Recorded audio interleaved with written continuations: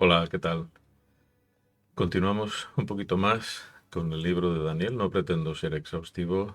Seguramente en vídeos posteriores os pondré en la descripción algunos enlaces donde podéis profundizar vosotros mismos, pero por lo menos un acercamiento al libro me parece interesante.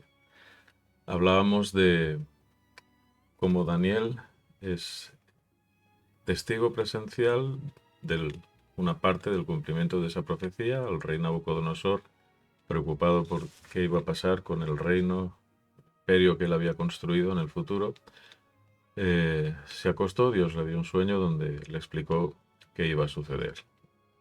Hay una serie de reinos que se suceden, lógicamente. La profecía no empieza antes en la historia porque no tiene sentido. Es Nabucodonosor quien está preocupado y es a partir de él que se le explica pues qué va a pasar con lo suyo y qué viene después. Así que, bueno, eh, Babilonia dominó el panorama desde el 605 al 539 y luego le sucedió el imperio medo-persa.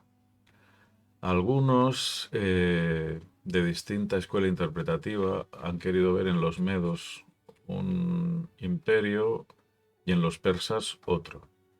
Pero lo cierto es que históricamente nosotros podemos comprobar que fueron los medos y los persas unidos que lograron derrocar a Babilonia.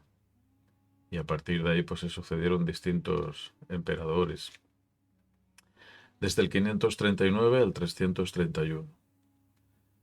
Luego otro gran imperio que desplazó a los medopersas fue el griego, desde el 331 al 168 antes de Cristo.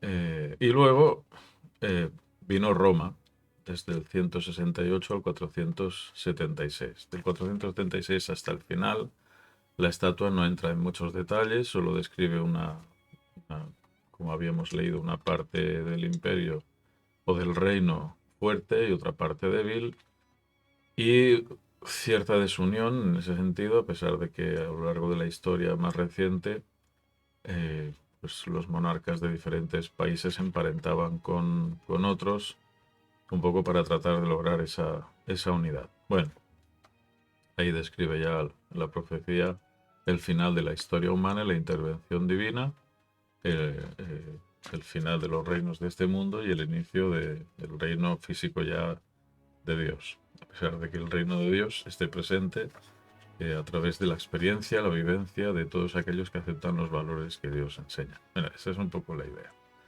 Un poco por encima, pero también en la descripción os voy a poner algún enlace para que podáis ver con más detenimiento el asunto. Hay diferentes escuelas de interpretación, evidentemente. Algunos que dicen que todo lo que sucede en Daniel aún no ha sucedido, la escuela futurista. La escuela preterista dice que todo sucedió hace mucho tiempo y al río pasado un autor, no necesariamente Daniel, escribió, escribió aquello como si fuera profecía que iba a suceder en el futuro. Y está la historicista, que es la que seguimos muchas denominaciones, no solo la adventista, que bueno, simplemente sigue el devenir de la historia. Quedará para un vídeo mañana argumentar por qué creemos que fue Daniel mismo quien escribió su libro y no otra persona. Pero bueno, es fácil comprobar, eh, para quien quiera saberlo o quiera adquirir este material, se lo puedo facilitar, cómo esto de la interpretación de los cuatro reinos como Babilonia, Medopersia, Grecia y Roma no es un invento adventista. Ya os decía ayer que hay muchos intérpretes judíos desde el año 100 hasta el año 1600 y pico que interpretan de la misma manera. Incluso la interpretación numérica de la profecía, que ese es otro asunto que veremos. Pero hay desde iglesias presbiterianas, congregacionalistas,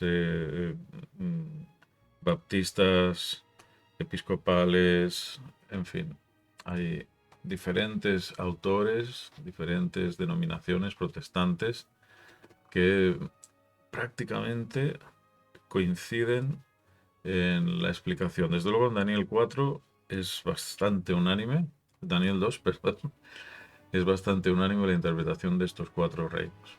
Otra cosa será el asunto de las fechas y cuando Daniel empieza a meterse en periodos históricos y acontecimientos. Pero es interesante ver que la Biblia aporta este,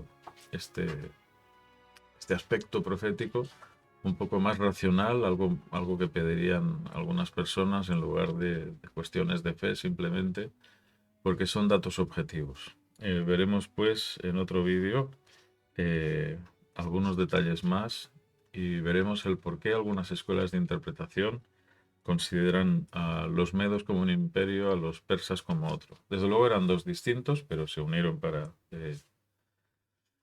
desplazar a Babilonia y luego siguieron en el poder, alternando emperadores.